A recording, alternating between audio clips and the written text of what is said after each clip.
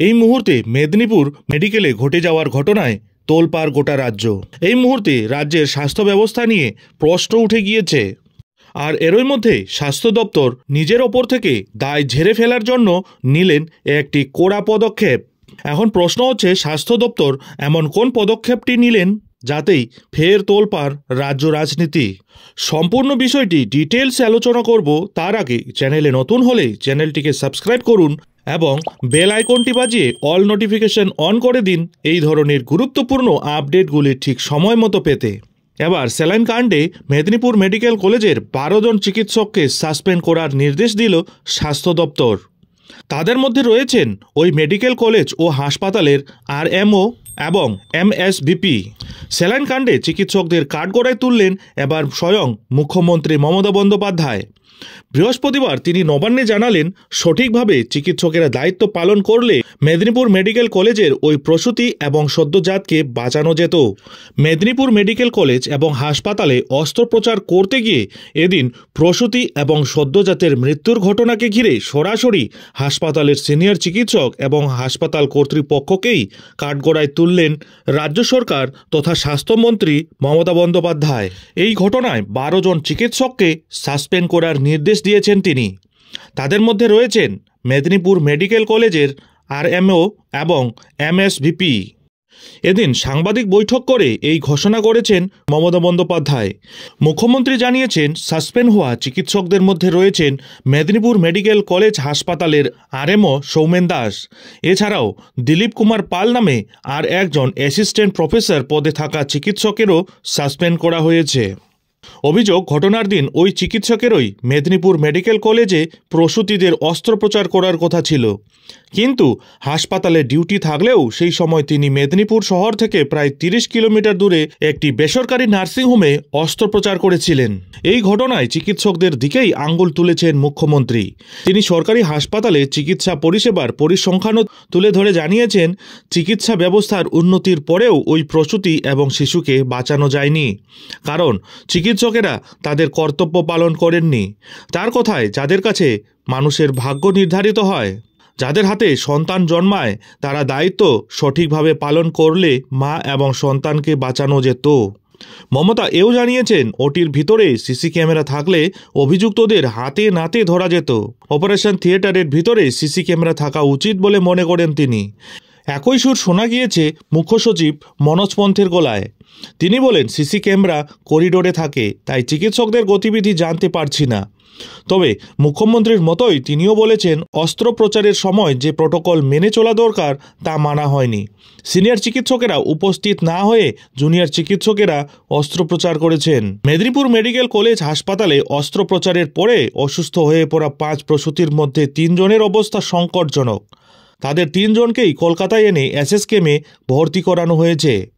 মুখ্যমন্ত্রী বৃহস্পতিবার জানিয়েছেন, ওই 3 জনের মধ্যে একজনের শারীরিক অবস্থা একটু বেশি সংকটজনক।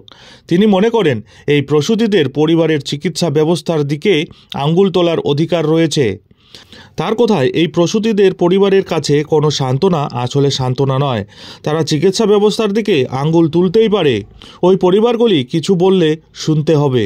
ঘটনার দিন মেদিনীপুর মেডিকেল কলেজে উপস্থিত চিকিৎসক এবং আরএমও আরএসভিপিকে সাসপেন্ড করার নির্দেশ দেন।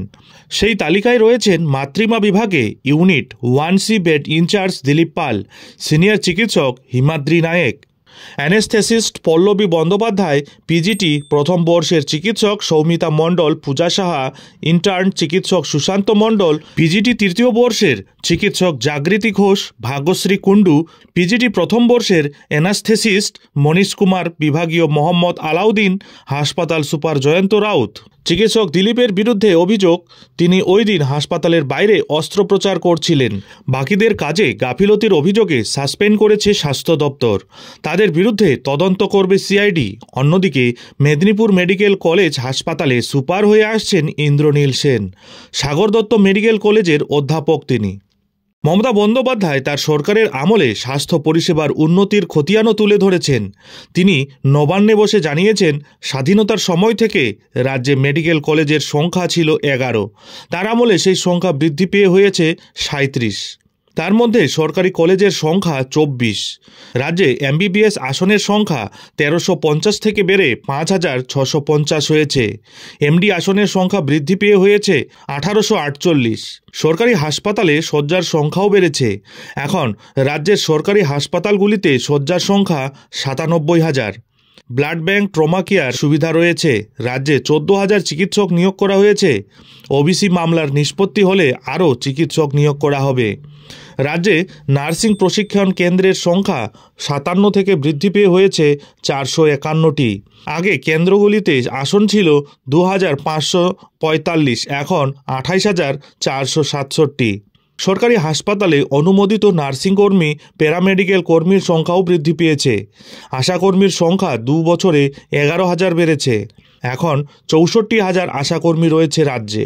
মুখ্যমন্ত্রী এরপরেই মনে করিয়ে দিয়েছেন যে পরিকাঠামো আসন বৃদ্ধির বিষয়টি দেখার কথা প্রশাসনের, কিন্তু চিকিৎসার বিষয়টি ডাক্তারের উপরই নির্ভর করে। সেটা তিনি বা মুখ্য সচিব বা স্বাস্থ্য সচিব করতে পারবেন না। তার কথায় সরকারি নীতি হলো সরকারি ডাক্তারদের 8 ঘন্টা হাসপাতালে উপস্থিত থাকতে হবে। সেবা তাদের সবচেয়ে বড় কাজ, কারণ কোনো রোগীর ক্ষেত্রে 1 সেকেন্ডও অপেক্ষা করা যায় না। এরপরেই মমতা জানান, ঘটনার দিন মেদিনীপুর মেডিকেল কলেজ হাসপাতালে কোনো সিনিয়র চিকিৎসক উপস্থিত ছিলেন না। এর জন্য রোগীর পরিবার আঙ্গুল তুললে তা সহ্য করতেই হবে। আর এবার মমতার এই ধরনের কড়া পদক্ষেপের পরেই এবার অনেকেই ভাবছেন বিগত দিনের আন্দোলন এবং রাত দখলের মতো কর্মসূচির বদলার জন্যই মমতার এই ধরনের কড়া পদক্ষেপ। মমতার এই ধরনের পদক্ষেপের পরেই চিকিৎসক মহলে আরও মারাত্মক ক্ষোভের সৃষ্টি হয়েছে। এই ব্যাপারে আপনারা কি ভাবছেন? আপনাদের মূল্যবান মতামত আমাদের কমেন্ট বক্সে কমেন্ট করে জানাতে ভুলবেন না। যাই হোক, এখন এখানেই শেষ করছি। এই ধরনের পরবর্তী গুরুত্বপূর্ণ আপডেটের জন্য অবশ্যই চ্যানেলে চোখ রাখুন।